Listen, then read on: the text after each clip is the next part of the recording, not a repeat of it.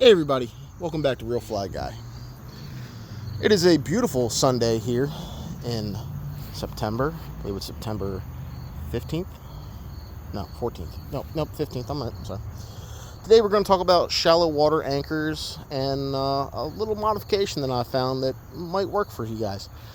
So, what is a shallow water anchor? So, if you're kayaking or you're used to skiffs, small boats, things that can go in shallow water, I'm talking a foot or less, maybe even a little bit more, things you wouldn't be able to get to with a stern drive, then you're probably familiar with shallow water anchors such as stakeout poles, parking poles, things like that. Sometimes you'll see them on the larger bass boats. Let me change angles because the sun's going to be in your face. On the back of the boat you'll have these. They stick up and they look almost like pincers or spider legs. What they are, they're parking poles. They'll come out and they'll stake. It's a spike. They stick down in the dirt or the mud, and it holds the boat in place. It keeps it from drifting, and it allows you to fish one position and not being carried off by the current. So, as you see on my boat, I don't have one of those. They make a battery-operated one that you've probably seen on 1,000 kayaks and small boats. It's called a micro pole or a micro power pole. And what it is, a battery operator. You can stick it off the back, and it has you can admit 6, 8, 10, 12, and I think 14 feet power poles, and you have a remote, and it will sink down in the ground. It'll push itself down, and it will stake you out.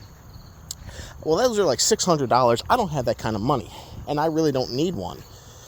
Not to mention, I like the way the back of my boat looks. I'm not going to go around and just stick one on there and potentially take away space from something else that I want to do. Not against them. I think they're an awesome idea, but I just don't have the room for them on my boat. So what I have instead is a manual stakeout pole. This is the Yak Gear parking pole. It is 6 feet long. You can kind of see it along there. It comes with a little push handle, soft grip. You can use this for pushing along your boat in the mud, or if you want to, you can stick it down in there and tie off to it. It acts as a good anchor. It does float. It's made out of fiberglass. It has a plastic handle. This handle here is also really good for pushing off of rocks if you're just drifting into them.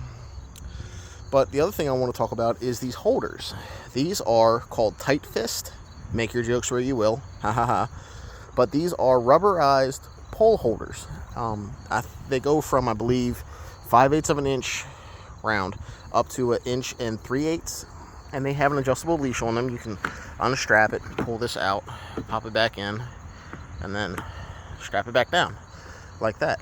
I have them here for my parking pole. I also have 2 inside for my safety paddle. It's not in there right now, but as you can see, this is where my paddle would go, and I would just lock these in and they would stay. Now on my kayak, I had ones that you just push and snap in. This Yak Gear, this is a 7/8 pole, so you would need at least a 7/8 holder for these.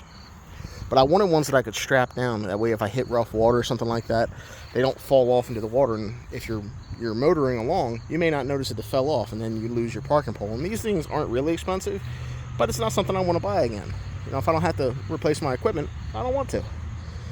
Take care of what you got, and it'll last you longer. So these are some shallow water anchors. Of course, in shallow water, you can also use, I've seen barbell weights, I've seen mud anchors, stuff like that. All that's fine, but a lot of people now are going to these stick anchors.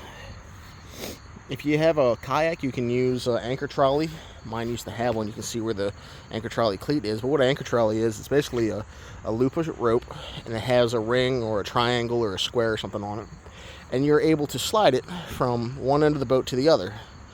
The reason you can do that is, let's say you want to turn the boat a certain way so you can fish a certain hole. You put your anchor rope or your stick, your parking pole, through the loop, and you would slide it on the front. So whichever way the current is, let's say the current's pushing you away, you could slide it to the back. Your anchor, your parking pole would be in the water here, and you could fish out the front without being obstructed, or vice versa. It all depends which way the water's pushing you and how you want to go. You have to position yourself right in order to do that. But on a boat like this, it's not so bad, because you can kind of sit above it and fish over it or around it. It's not as much of an obstacle as you are in a kayak because you're lower to the water.